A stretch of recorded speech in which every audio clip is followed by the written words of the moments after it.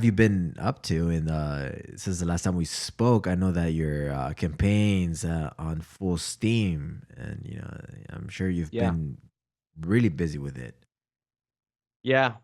So the summer break started, and that was in, I mean, I stopped teaching the semester, the spring semester ended in Hmm. early May. And then I vowed that I would step down from teaching at Purdue if we won the primary and we made it past. So put in a leave of absence. Mm. And so I haven't taught anything over the summer, and I'm not going to teach anything this fall. And it's a lot of events and a lot of phone calls. I've made Yeah. 1,000 or more phone calls a week for the last few weeks, Hmm. and that's to raise money and to spread awareness about the campaign, mostly to Yeah. solicit, individual donations Hmm. because we're picky about that. So like Hmm. today's kind of crazy. It's a Saturday. Saturdays in the getting closer to the election are generally the craziest days because there's Right. going to be several events. Like I just went and did set up the first part of our tent, our booth at the Pride Fest here in Lafayette, Indiana.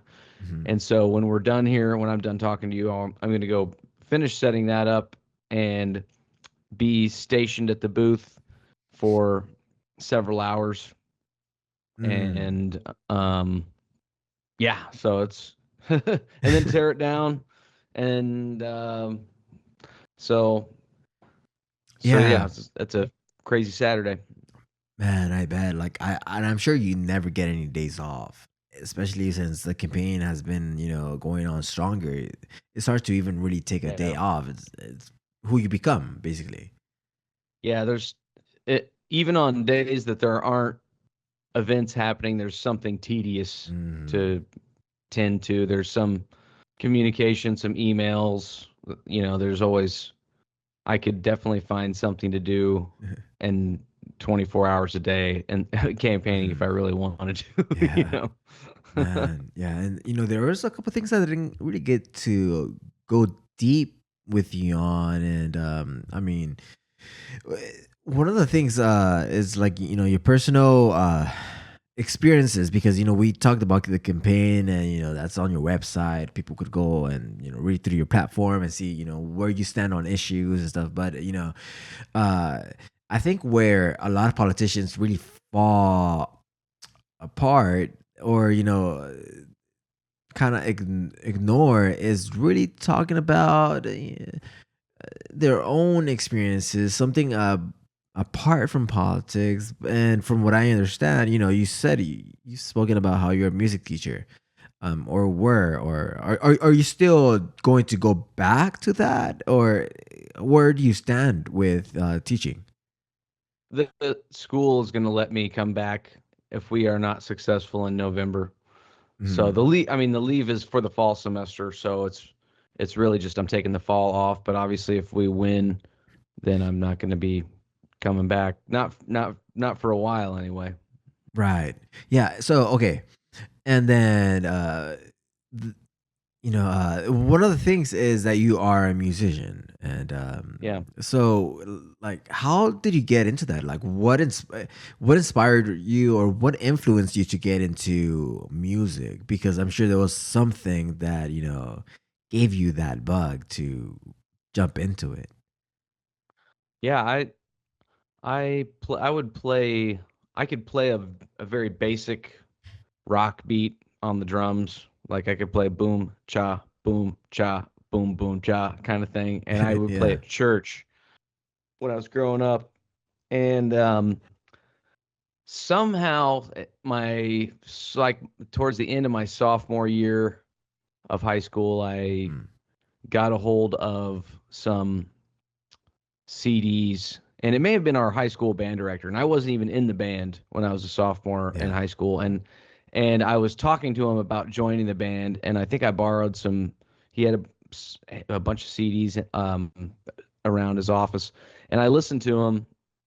I borrowed some. He's like, "You got to check this out." So I go to a very small. I went to a very small high school called Tri High. We had one band director for the entire school system. So Yeah. it's not a place where people get, extensive amounts of individual training. So he's like, he gives me these CDs, and I remember some of it being pretty heavy, like Scriabin, so Russian composer, but also like Vivaldi, Four Seasons, Beethoven's Ninth, and a Mhm. bunch of random things. And I just listened to those like over, and I became very, very fascinated with it, to the point where my junior year, I started taking piano lessons and I Mhm. joined the band. But I'm joining Oh. the a rural high school band. It's like I didn't really know how to read music that well, so I took piano lessons from Yeah. this lady that played piano at church, and I took lessons with her for like a year and played in the band. But then again, the band was mostly playing at like football and basketball games, and I was on the Mhm. football team, so I didn't play any of the football games. I just played basketball games, and I Mhm. got just kind of hooked and auditioned for Anderson University for a small college to get into their music department. Mm. I only had 1 year of piano training though, so they were like, you can major in music business Mhm. here." They're not going to allow me to major in music performance. And then I was like, okay, well, I decided to take percussion lessons and enrolled in percussion lessons. And then so after one semester of that, they were like, okay, I practiced like all the time. I practiced like 3 hours a day Mhm. after not really ever practicing that much before. Yeah. So at the end of the first semester, they're like, okay, you can major in performance or whatever. You can be a full-fledged music major. And so that's kind of where it started. I got a late start when I was like Mm. 16, 17. Yeah. So you were in your high school's marching band? Yeah, for I mean 2 years, and in those 2 years, I maybe marched 3 times, Huh. just because we didn't do anything competitive. We Yeah. marched in like the Memorial Day parade, Mm. and Mhm. like one or two, like two things a year. Yeah. No, I remember I was in my middle school's marching band, but we were so bad. Like we sucked so bad that Yeah. it was embarrassing when we would come out. It's funny because when we would come out in parades, like you would hear us a mile away because we were just that bad, and you would just say like, "Man, they're here again." Like we were so out of sync. Yeah. No, That sounds like us. no one was in sync. Everyone was playing their own song, man. Yeah, that's what we call collective improvisation. Kind Yeah, and of like, it. I mean, we suck so bad that I think that was the reason that they just stopped the music program because it was that yeah, bad. man. Well, they're stopping lots of things here, not because they're bad, but because we've had some serious funding cuts. Mhm. Um, like so in Indiana, we've had like Senate Bill 1, the Yeah, state budget, and they cut so they've cut property taxes and cut back funding so much that like police officers are not being replaced. There are schools that are just north of here that have said that they're not going to have bus services yeah. soon, and they're getting rid of all sports, not just like a certain, like, so we're dealing with some funding, some cuts Mhm. too, but they're not Yeah. they're just because we're cheapskates. No, yeah. I mean, it's like if they're cutting the police department because they just keep shooting the wrong people. I mean, it was kind of like that. It was kind of like that when I was in school, because this was Hmm. back in like '08 or so. I don't think we really had that many cuts. Uh, it was like around the Bush era. Um, Hmm. but I wouldn't know because I was not really involved into politics. I was just worried, but I'm in middle school. I don't know anything about politics, so I don't really know what the issue was back then. But I'm pretty sure that they cut our music program because we just sucked that bad. um, yeah, but and Well, then go ahead.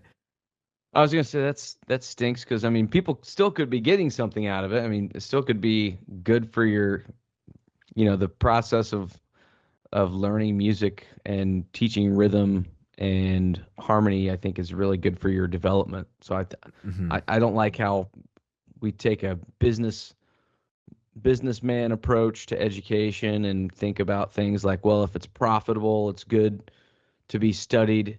If Mm-hmm. it's not profitable, it's not worth being studied.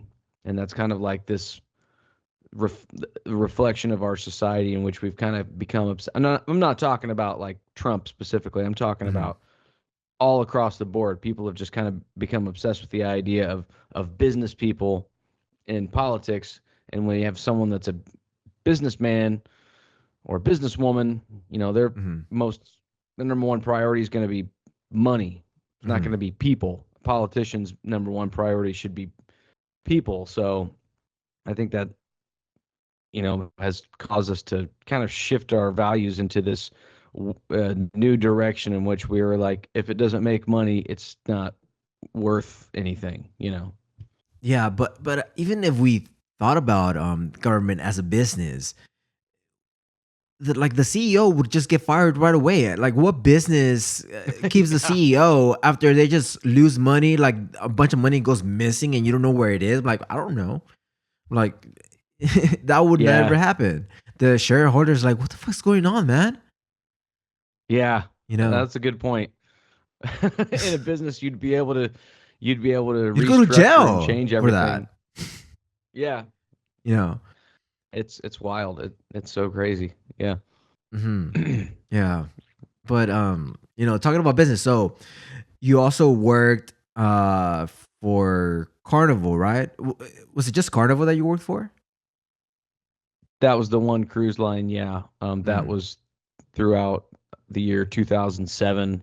I had three played on two different ships, Mhm. and it was the easiest job I've ever had in my life by far. It was in fact, at the beginning, when I first joined in January, I graduated college in December of 2006, and then on in January, I'm already on a ship playing a month after graduation, and I the, it was 2 or 3 hours of playing a day. 3 hours would, I mean, max three, sometimes like one. Mm. And if you have a themed cruise, they're not even using the band. So like I remember the Super Bowl cruise. It was like that entire cruise. Yeah. They had they didn't have any uh, musical entertainment in the main lounge. The main lounge was just going to be like a theater for like football, you know, like clips leading up to the actual Super Bowl. So that whole cruise, I'm just on the cruise ship Mhm. doing nothing, and the rest of the band is too. And there were other cruises like that where they have some themed cruise and they bring in their own entertainment, and so the house band is just like Mhm. hanging out and doing nothing, no work Wow. related things. So So, like, were you able to just walk around the ship? Like, how was your day really structured? Because I'm sure that it's not like you could go home. Like, you're on the ship. yeah, yeah, you couldn't go home. You're um you could go around on the ship. You had to basically wear khaki shorts, and you had to wear um I believe a name tag. Mm. And so I think I could wear like a t-shirt and khaki shorts, like pretty Mhm. casual stuff, but you had to wear a name tag. You obviously couldn't be um you know unprofessional or like drunk or crazy or something around the guests. So you had Mhm. to, be professional, but you could go to the pool and do stuff that the regular, I mean, you could go to the hot tub, you could go to the bar, you could go to restaurants and you could go to everything except for the casino, if I recall. We were Okay. not allowed to gamble. Really? And we were allowed to get off too. So if it was in port, we would get off and go into Mexico for the afternoon. Okay. So, what port did you work out of, or did you go to different ones? The first the first ship I was on was just Catalina Island, Mm. Ensenada, Mexico, and Long Beach. So it was very short cruises, 3 and Okay. 4 day cruises. Wow. I'm actually And taking that cruise very soon. that those destinations, Yeah, those exact Catalina destination. Island and Ensenada. Yeah, yeah. That's In so funny. in a couple That's the months. one I played on. Really? So I'm actually Yeah. doing Royal Caribbean, but you said you only worked for Carnival. Like, what's really the Yeah. difference? Is the difference really that big? Everything that you hear about Carnival cruises that they're like bad, or how was that when Mm. you worked on them? Well, I mean, I think not to be like too mean or anything, but I Yeah. think Carnival might be like a little step down from Royal Caribbean. I think Hmm. Royal Caribbean might be like a notch up. They have Hmm. like those ships with the ice skating rinks Hmm. and the water slides, and I mean Carnival's got these huge ships now too, but Royal Yeah. Caribbean's got. When I remember when we were out there, everybody was talking about the Royal Caribbean, and this is almost 20 years ago. Yeah. Royal Caribbean ships having like like basketball courts and ice hockey rink and stuff like that. So Oh, or okay. an ice skating rink. Yeah. Um, but the essentially though they do copy each other a lot of the different Mhm. ways. So when you're in some sort of port, and it was the same when I was on the East Coast, there would be several other cruise ships hanging around. So they're all Mhm. doing kind of the same thing, and it seems to be more like how much do you want to pay for your ship experience? Do you want to have like the super high end, like I think Princess Cruises maybe like one of the really nice ones. Mhm. And also, I also And hear that Virgin Voyages is pretty nice. I don't know anybody that worked on that one. Mhm. I only know people that worked on Princess and Royal Caribbean and There's also um, MSC. It's a different cruise line, I think. MSC. I'm not familiar with that. Yeah, it's like Um, one of the like I'm new to learning about cruises and stuff, and but Carnival, like you hear all these stories on social media how they're like just so bad. I'm like, they can't be that bad. like the cruise is bad, or like the company's ethics are bad. No, just the like the environment, like the vibe that you get being in that cruise because everyone's just Yeah. like partying all the time. It's like one of those things, and it doesn't really Hmm. feel like a relaxing vacation. That's what I'm Yeah. getting from it. Well, I mean, that's definitely the case with when you've got the 3 and 4 day cruises. So, like that Hmm. first ship I was on was just 3 and 4 day cruises. Some people call those booze cruises for a Hmm. reason. People that are just out there for 3 days and they're Hmm. kind of like more affordable. So Yeah. everybody can kind of get in on the action and might be a little bit more wild than the 7 day cruises might be a little bit more family oriented or Hmm. something. I mean, I live in Vegas. People come here for like 3 day weekends all the time, and they think that they could just do whatever they want. And I mean, they just fill up the jails out here. Yeah. Yeah, and those cruise ships, they have a brig. I mean, Hmm. they got a jail, they got security staff, and people do get in trouble for doing stuff, and they do lock them up and Hmm. or kick them off the ship or whatever. Yeah. Yeah, like when you were on the ship, like were you aware of people getting arrested on the ship and then like having to spend like that must suck being like in jail on a ship on your vacation. Yeah. I wouldn't really necessarily be notified.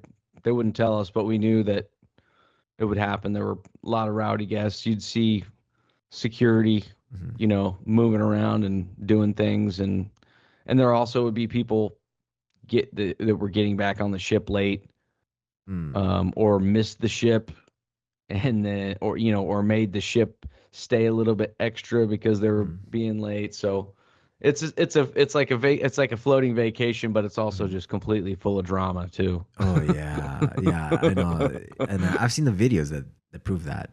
But I mean, Yeah. like that's crazy. But like spending, like when say that you get arrested on a ship, do you notice if you have to spend the rest of the like the vacation in jail on the ship, or do they just give you a couple hours to stay in there, or like overnight, or how does that work?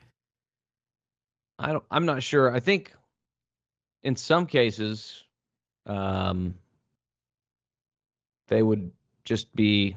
I think if it's like more violent Hmm. kind of offenses, they might have to stay there. I also don't know how much how how many people, like I never went to the brig, so I Hmm. don't know how many like people could fit in there. I know that they also would just like kick people off, or if you miss the ship, Hmm. you know, in a port and it left, it's like tough luck. You got to figure out how to get back home now.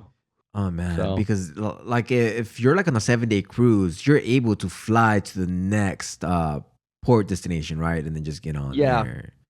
that would some Yeah. weird stuff like that would happen. Yeah. Oh man. Yeah. Like it must suck if you're an employee and you miss your ship. Yeah, that would be a seriously punishable offense, I'm assuming.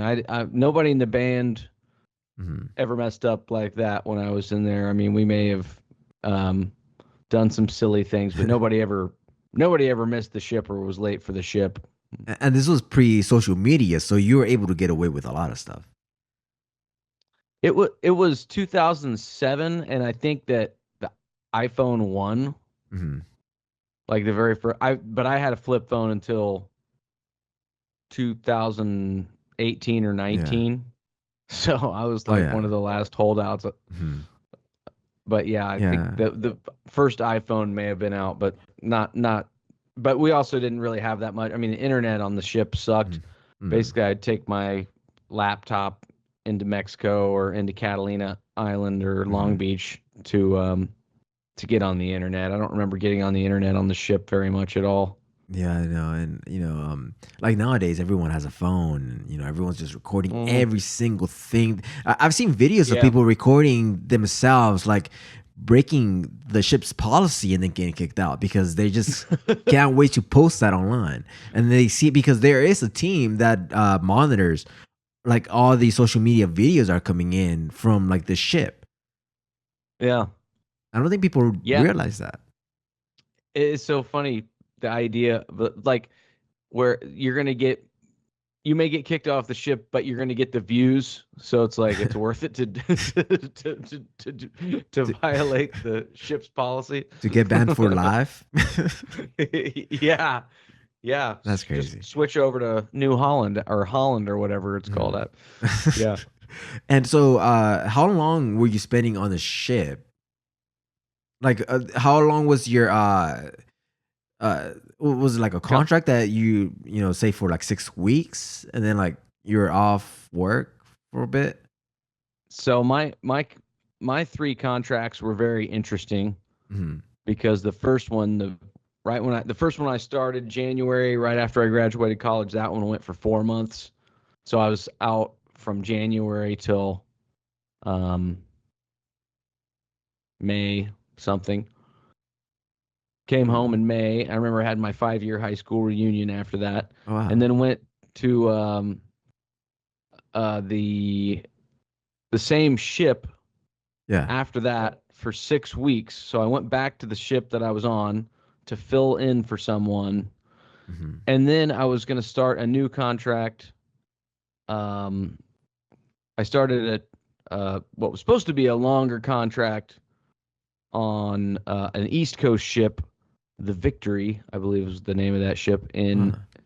in October. And I only went out there, or maybe November, and I only went out there for 3 weeks, and I was just done, and I quit. Like the thing about it, it's funny is you do a kind of a long contract at first, and Hmm. that at the time I was working there, it kind of gave you a little bit of flexibility to be more like a sub or to kind of come in on a more temporary basis after you Hmm. kind of stuck it up, one time and proved that you were generally musically capable enough. Mm. So my second contract was only 6 weeks, and it was like that was kind of cool. But I was also like, man, 6 weeks was too long. And then so by the time I go to the last ship, my Hmm. last contract, I'm like, I lasted 3 weeks, and I'm like, I can't do this anymore. Mm. And so I just completely knew at that point that I would not be able to, I'd earned the ability to come out and do shorter contracts, and then I quit on a shorter contract.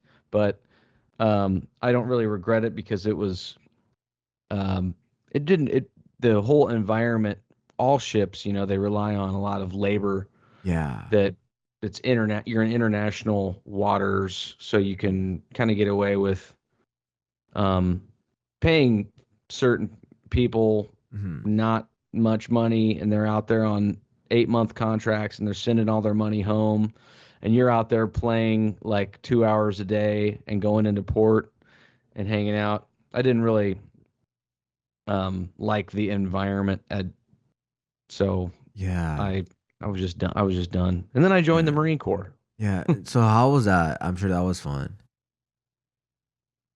How was that? What? And how was that? Like, how was going from working on a ship Oh, to joining the Marines?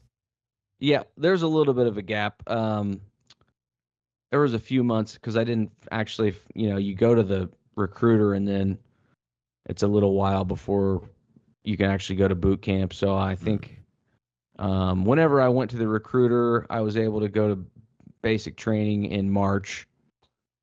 I think probably went to the recruiter initially in January and then kind of made it official in February and then got a spot in March. But yeah, talk about a culture shock. Mhm. There was something about the like I just knew that having really not been playing music for too long, Yeah. I'd been playing since I was like when I finished high school, Mhm. and I got I got the ability to get this cruise ship gig, and I'm like, but I don't really I knew that I didn't really have a ton of ability, like a ton of flexibility to kind of go in multiple directions, and I kind of Mhm. felt that I needed more opportunity to like practice and kind of Mhm. grow up a little bit more even, and so I went to the Marine Corps and joined the band, and that worked out so well because one, Mhm. it helped me fund all my college after, Mm. I kind of because I continued to go in college after to go to college after the military, so it Yeah. helped with that. It gave me a chance to practice because I was in the band, so we had music instruments. It gave me a ton of discipline. I got in shape, Mm. and I gained a different, a new appreciation for life and all kinds of Mhm. things, and went to Afghanistan. But before I went to Afghanistan, I had managed to apply to IU's Indiana University School of Music, which is much bigger than this Anderson University where I'd gone before. So Yeah. it's like this musical universe of like 1700 students, Wow. and I got accepted, and that was basically like the thing I was really looking forward to. I was in Afghanistan, and Yeah. I knew that I'd been accepted to this graduate program, and I was going to be an associate instructor, which is like a graduate teaching assistant. Mhm. And so it was very tempting to stay in the Marine Corps because by the time I got out, I was really loving it, and Yeah. I was getting good marks, and I got promoted quickly, and there was a lot of flexibility. Like, hey, you could lap move, you could do a different job, a little bit more high speed Yeah. than the band, and get a big signing bonus, like an intelligence or something like that. And I was very tempted to stay in, but man, that idea of going to IU and being able to play music and get a master's degree and get experience teaching at college was too exciting to pass up, and so I left the Marine Corps and went back to school and ended up getting a teaching job at Purdue, Yeah. and then stepping down from that and running for Congress. So Yeah, man. So you've had like some like history, like some experiences, and taking it back to like the Marines. So you were in the band. Like, what did you do while you were in the Marines? so the first 3 months everybody is together at boot camp, basic training. That's 3 months, Mm. and then if you're infantry, you go to Mm-hmm. the school of infantry. And if you're not in infantry, then which the band is obviously not infantry, then you go to a Mm-hmm. shorter mini infantry school. that when I was in was 28 days. It's called Marine Combat Training. So Yeah. um, 3 months of basic training, 1 month of Marine Combat Training, and then 6 months at the Armed Forces School of Music in Virginia Beach. And that's how to march in the Marine Corps, how to play Marine marches, how to Mhm. play um, also like just your instrument in general. You have to take lessons and you have to graduate from the Armed Forces School of Music, and then you get sent into a band. So I graduated after 6 months and I got Mhm. sent to Quantico, Virginia. So I got sent just up the road from Virginia Beach, a couple Mhm. hours. And I was there for 2.5 years. And for those 2.5 years, it's a fixed Monday through Friday schedule. I think usually we come in at 7 Yeah. and do um, it seemed like sometimes we do physical training together, and sometimes it would be if everybody in the group is kind of like put put together, if everybody's kind of in shape, then they kind of allow you to do that on your Mhm. own. So there's a physical aspect of it, a physical training aspect, and then Yeah. there's also you'd have individual duties because the Marine Corps is very self-sufficient. So for one, Marines clean their own barracks. Mhm. They're not only their room but the whole building. So that was Um, one night a week was barracks cleaning night. Your individual duties within the band. So you'd have some sort of administrative duties. yeah. I was helping with like sound reinforcement and tearing down and setting up cables, and I was like the low man on the totem pole for like sound reinforcement. Uh, And then so kind of like a and then stagehand in a way.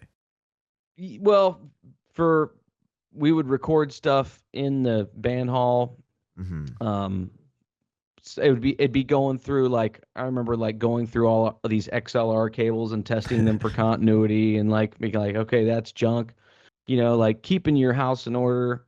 But Mhm. the main thing you're doing is playing for ceremonies, playing percussion for officer school graduation, change of command ceremonies. So you'd get up and you might have one gig that day. Mhm. You'd have physical training. You'd have your individual um, admin duties. Every so often you'd Mhm. pull watch, which you have to go sit watch for somewhere for like 24 hours. Um, you'd still go to the rifle range and maintain your rifle qualification. Mhm. You'd still go to the swimming pool and maintain your swimming qualifications. And then sometimes you'd have events on Saturdays and Sundays would be like parades in town. Mhm. So sometimes they'd give you the a day off if you had a Saturday or Sunday, but usually it would just be, sorry, you got to work Saturday or Sunday. Mm. And but I liked it a lot. I got a lot out of it. And it's also a very good. I mean, I'm saying that now. At the time, I was probably cursing a lot more, but the Marines there were very solid. They were very good people in the Mhm. band, and and I was very I'm very happy that I did that kind of peculiar, strange job of being a musician in the Marine Corps. Yeah, because you went overseas too, right? You said you were in Afghanistan. Yeah. Was that like the only place you were overseas, or did you also go to other like bases? Just I went to um just for a few days, leaving for Afghanistan and coming home from Afghanistan. We in Kuwait. So on Okay. the way to Afghanistan, I was in Kuwait for like a week, and on the way home, I had to stop in Kuwait for like a week, maybe not quite a Mhm. week. Yeah. So obviously, but that wasn't like a hostile environment. That was just waiting for your orders, Mhm. doing not much of anything, drawing weapons and turning your weapon. That's where I picked up my M4, was in Kuwait, and then I Oh. turned it back in Kuwait. Huh. So, Were you ever like in the middle of any combat zones, or you were kind of like far from that? well, Kabul was Afghanistan was pretty they said it was kind of kinetic, like there were Mhm. things happening, but essentially, being on a drive team, our goal would be to just we're taking a colonel or a 1-star general or maybe a civilian contractor, and we're taking them to a specific place across the city. Mhm. So it's like they open the gate and we just fly there, and they open the gate for us and we fly in. Obviously, we're not trying to be involved in anything. We're trying to take someone from point A to point B. Mhm. So we never were, I don't think, under much of a threat when we were driving around. Mhm. There were other vehicles that other teams from other bases that Mhm. were hit by suicide vehicle borne IEDs. Yeah. A person driving around um, with a trunk full of explosives, wired to a single toggle switch right by their console. So it's like literally they would drive. I think it was maybe Halloween or Wow. or right around Halloween, October 2011. Um, a big transport from armored personnel carrier from Fort Eggers, the base right across the road from us. Yeah. Um, a suicide-born driver like went right in between this vehicle and the one behind it and hit the switch, and it flipped this armored personnel carrier on its side, and and there were a lot of people that were trapped inside and burned to Oh. death, and they died. And so that I avoided our team. We avoided anything like Mhm. that. We never got hit by an IED. We never got into a firefight. Our base got attacked um, in a way that was not, you know, profoundly scary. Like a few people are trying to take shots from far Mhm. away, but I never really felt like I was in serious danger. Yeah. So you never felt like you're really under threat because I mean I'm sure that the bases are really protected. So you never really had like an experience of feeling like that like a nerve wracking experience being in Afghanistan. I don't think so. I think when I first landed in Hmm. the plane and we had to drive from the airport to the base, I was like, "Oh my goodness, this is real now." And then I Yeah. ended up driving, 700 convoy missions myself. Hmm. So the very first one, I've got my weapon, I've got all my bags. We're getting taken to the place we're going to be Hmm. um, for the remainder of the deployment. I'm actually being driven by the guy Yeah. I'm replacing. I remember his Wow. name's Waters. I can't Yeah. remember what his first name was, but his name was Waters, and Hmm. he was like, "All right, yeah, man. So throw your stuff in the back," and he gave me and whoever else was checking in a little, you know, speech like, my name's Corporal Waters. This is Hmm. Sergeant such and such. Our call sign is Tombstone 2. In the event that, you know, we get hit, this is a radio. You're going to call blah, blah, blah, Jedi Main. It's the call sign.